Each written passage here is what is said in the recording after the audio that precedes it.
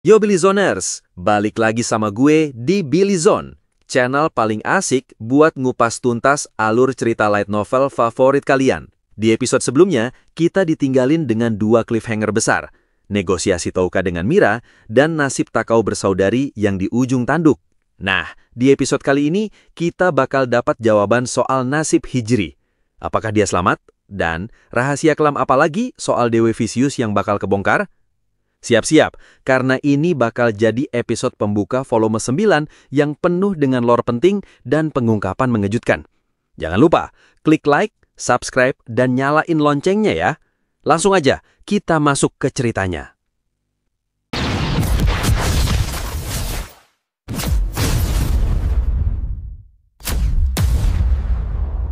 Jadi, kita langsung pindah ke lokasi yang udah lama nggak kita lihat, rumah penyihir Erika, Anna Oarbael.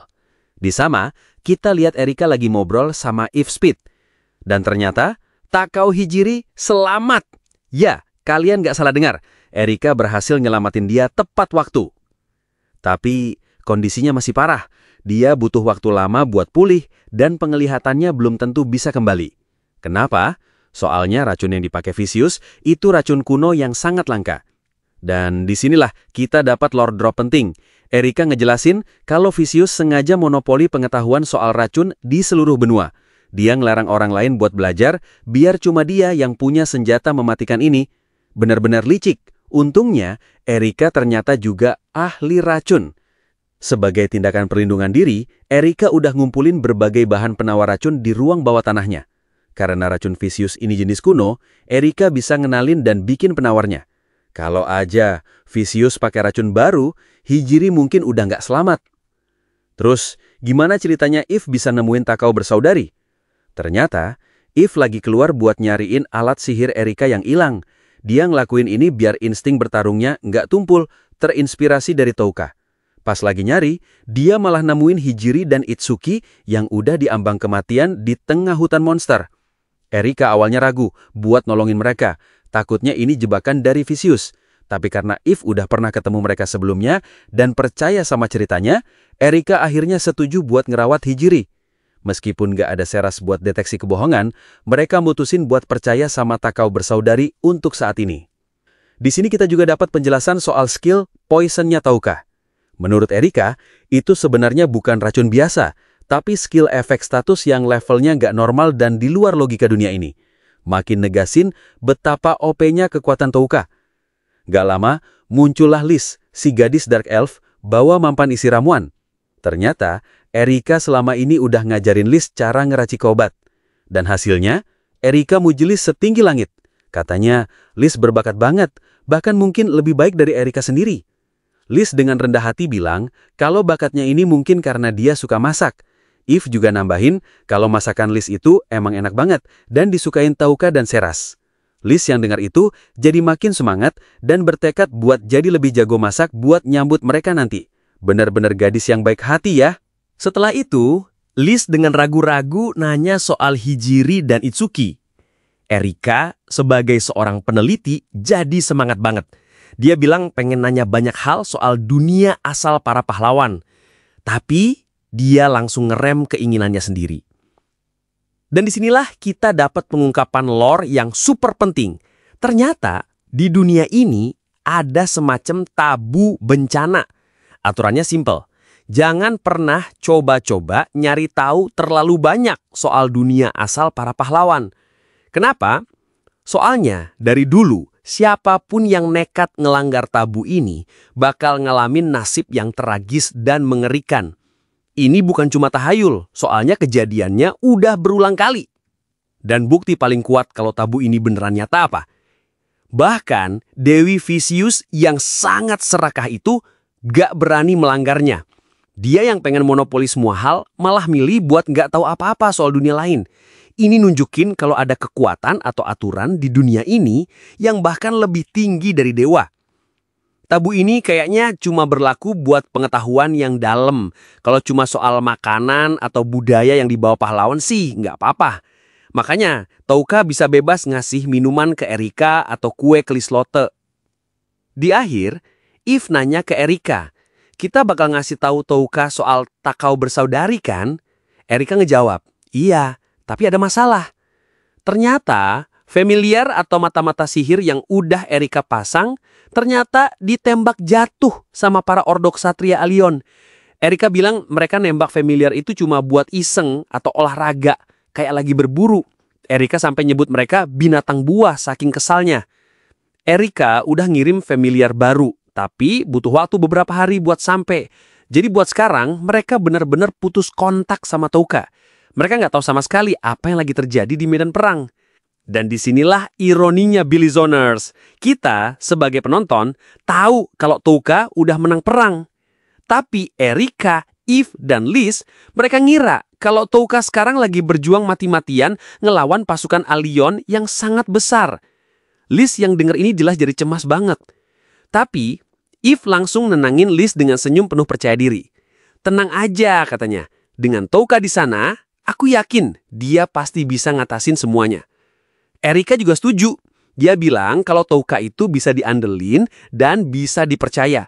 Dia bahkan ngaku kalau dia takut banget kalau harus ngelawan Touka sebagai musuh. Ini nunjukin betapa besarnya kepercayaan mereka berdua sama Touka. Cuma berdasarkan pengalaman mereka sendiri. Baik Eve maupun Erika punya keyakinan 100% kalau Brigade Penguasa Lalat itu kuat dan pasti bisa ngelewatin krisis ini. Benar-benar persahabatan yang solid ya. Meskipun percaya sama Touka, Erika ngerasa frustrasi karena nggak bisa bantu. Akhirnya mereka mutusin buat bagi tugas. Erika bakal fokus buat nyoba ngubungin Touka lagi. Sementara Eve dan Liz bakal fokus ngerawat Takao bersaudari yang lagi pemulihan. Touka dan Ceres nggak ada di sini sekarang, kata Erika. Jadi kita harus ngelakuin apa yang kita bisa. Mereka nggak mau cuma diem nunggu. Gimana Billy Zoners? Bener-bener prolog yang kuat ya. Kita jadi tahu alasan kenapa mereka putus kontak. Dan kita juga lihat betapa dalamnya kepercayaan Erika dan Eve sama Touka. Mereka bener-bener sahabat sejati. Nah, sekarang kita masuk ke chapter 1 dari volume 9 ini. Momen yang ditunggu-tunggu akhirnya tiba. Pertemuan puncak antara delegasi negara di ujung dunia dan Kekaisaran Mira. Jadi, pertemuan pun dimulai. Di satu sisi meja, ada delegasi negara di ujung dunia yang dipimpin Liselot, didampingi Touka, Ceres, Geo, dan Nico. Di sisi lain, ada Kaisar Zain yang sangat karismatik, didampingi jenderalnya Luhait. Dan di dekat mereka, ada Ikusaba Asagi dan kelompoknya. Kaisar Zain langsung buka obrolan dengan muji taktik perang pasukan Touka. Liselot, meskipun gugup, ngebales pujian itu dengan sopan. Touka yang ngamatin kagum banget sama aura Kaisar Zain yang misterius dan cantik, bahkan sampai ngebandingin dia sama Ceres. Tapi di tengah suasana formal ini, tiba-tiba ada insiden.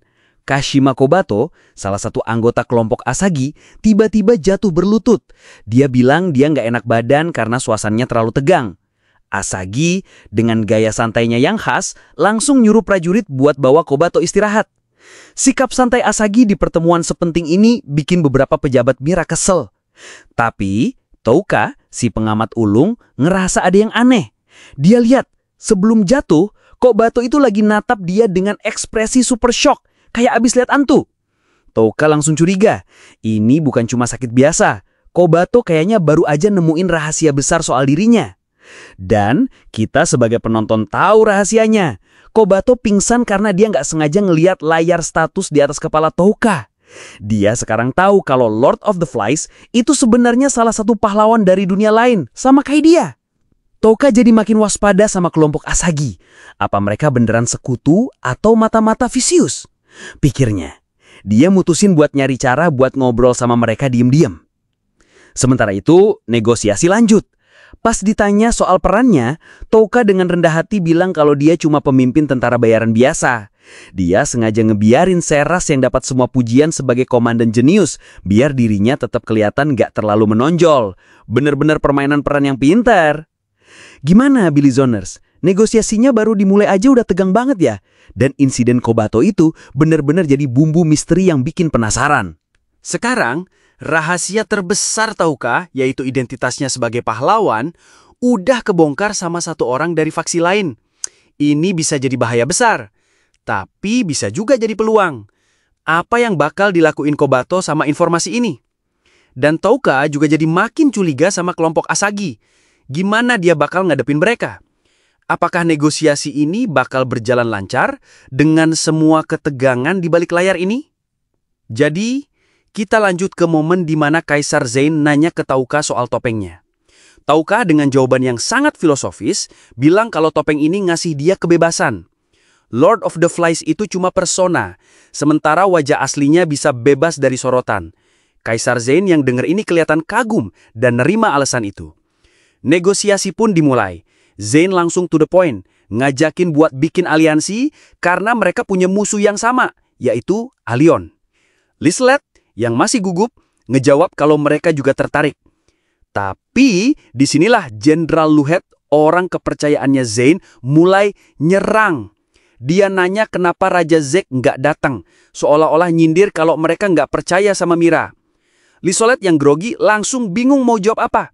Dan Touka langsung ngambil alih. Dia dengan lancar ngejelasin kalau mereka trauma abis diserang Alion pas mau damai. Jadi wajar kalau rajanya hati-hati. Jawaban yang cerdas banget. Luhet malah nyindir lagi. Ngomong-ngomong, kamu kayak Perdana Menterinya ya, bukan dia.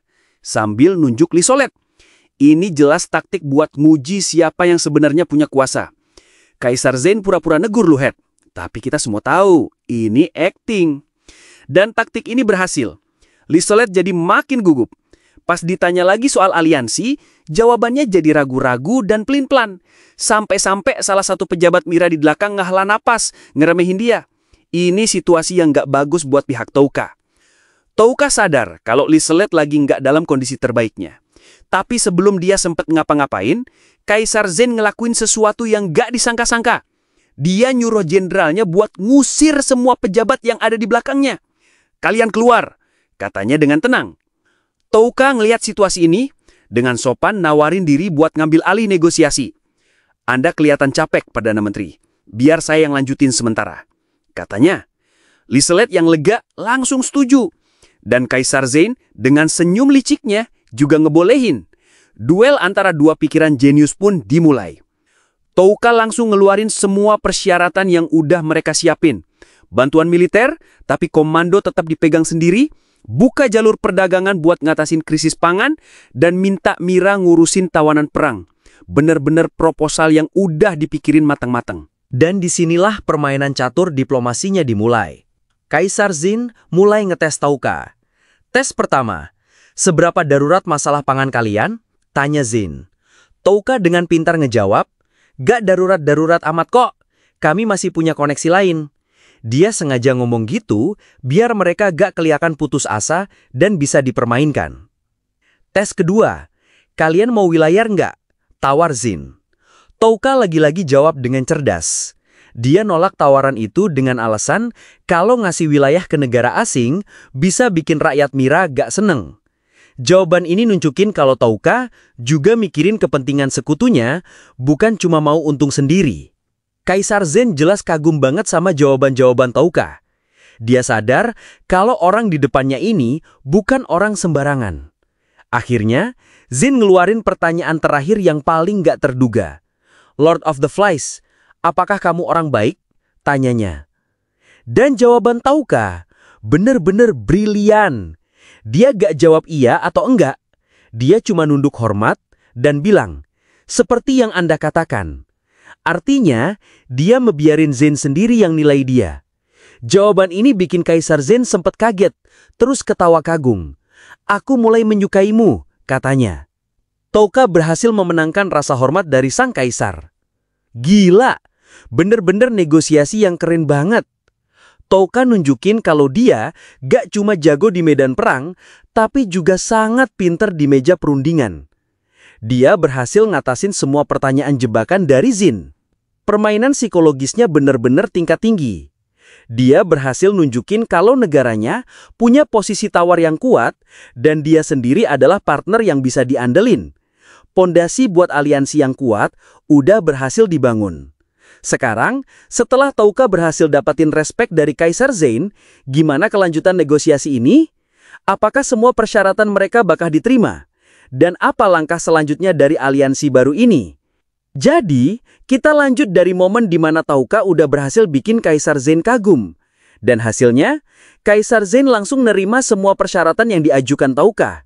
Aliansi mereka pun resmi terbentuk. Gila, cepet banget. Tapi Tauka udah curiga. Gak mungkin semudah ini, pasti ada maunya. Dan bener aja, Zin mulai ngejelasin alasan kenapa dia ngeberontak ngelawan Dewi Vicious. Dia bilang Vicious itu udah ngontrol dunia dari balik bayangan dan ngerampas kebebasan semua orang. Seras sempat ngasih sinyal ke Tauka kalau Zin ini ngomongnya jujur. Dia beneran percaya sama perjuangannya. Tapi Tauka ngerasa ada yang aneh. Dia ngerasa di balik semua alasan idealis ini, ada motivasi pribadi yang disembunyiin sama si Zin. Dan akhirnya, setelah pidato panjangnya, Zin ngeluarin permintaan balasannya. Dan karena itulah, katanya, aku butuh sihir terlarang. Tauka dengan pinter pura-pura nggak tahu dan nanya, apa yang Anda tahu soal sihir itu? Zin ngejawab kalau itu sihir yang bisa ngubah dunia. Tapi bukan itu intinya. Zin lalu ngebongkar rahasia terbesar di seri ini. Ternyata, kekuatan sejati dari sihir terlarang adalah kekuatan buat manggil pahlawan dari dunia lain tanpa bantuan Dewi dan kekuatan buat ngirim mereka pulang. Boom! Semuanya langsung jadi masuk akal. Inilah alasan kenapa Vicious mati-matian mau ngancurin klan Kurosaga. Soalnya sihir ini ngancurin monopoli kekuasaannya. Dan ini juga alasan kenapa Asagi dan kelompoknya gabung sama Zine. Karena Zine naurin mereka satu hal yang paling mereka pengen. Jalan pulang yang pasti. Dan ini gila banget Bilizoners. Kalian ingat kan? Tauka selama ini nyari sihir terlarang karena dia kira itu cuma senjata buat ngalahin Vicious. Soalnya sihir itu bisa nembus pertahanan dewa. Tapi ternyata fungsinya jauh lebih gila dari itu. Nggak cuma jadi senjata, sihir ini adalah kunci utama buat ngontrol gerbang antara dua dunia. Ini benar-benar pengungkapan besar bahkan buat Tauka sendiri. Dan ini juga bikin kita mikir. Berarti janji Vicious soal jalan pulang itu kemungkinan besar bohong. Kalian ingat kan premis utama yang dikasih Vicious ke para pahlawan dari awal? Katanya, kalau mereka berhasil ngalahin Raja Iblis, dia bakal bisa mulangin mereka. Dan kerah kristal hitam yang dikasih ke Hijiri itu adalah alat kuncinya buat nangkap esensi dari hati Raja Iblis yang hancur. Selama ini, Ayaka dan Hijiri berjuang mati-matian. Ngiranya, kalau ngikutin cara itu adalah satu-satunya jalan buat pulang. Tapi dengan terungkapnya kekuatan sihir terlarang ini, sekarang kita tahu, itu kemungkinan besar cuma kebohongan besar yang dibikin Vicious biar para pahlawan nurut sama dia. Dia ngasih mereka jalan pulang palsu yang kelihatannya logis, tapi sebenarnya bergantung sepenuhnya sama dia. Dia yang ngendaliin alatnya, yaitu si kerah. Dia yang bakal ngelakuin prosesnya. Semuanya harus lewat dia. Padahal, kunci yang sebenarnya, yaitu sihir terlarang, ada di luar sana dan sama sekali nggak butuh bantuan dia. Benar-benar Dewi yang super licik, semua dimonopoli. Gila, benar-benar Lord Drop yang ubah segalanya. Jadi dari awal, kunci dari semua masalah ini ya sihir terlarang. Bukan cuma buat ngalahin dewa, tapi juga buat ngontrol gerbang antara dua dunia. Sekarang, posisi negara di ujung dunia dan Tauka jadi super penting. Mereka megang kartu truf yang dicari-cari sama semua orang. Klan Kata Terlarang. Ini bikin posisi tawar mereka jadi kuat banget di aliansi baru ini. Dengan tujuan bersama yang baru ini, aliansi antara Tauka, Mira, dan Asagi jadi makin solid.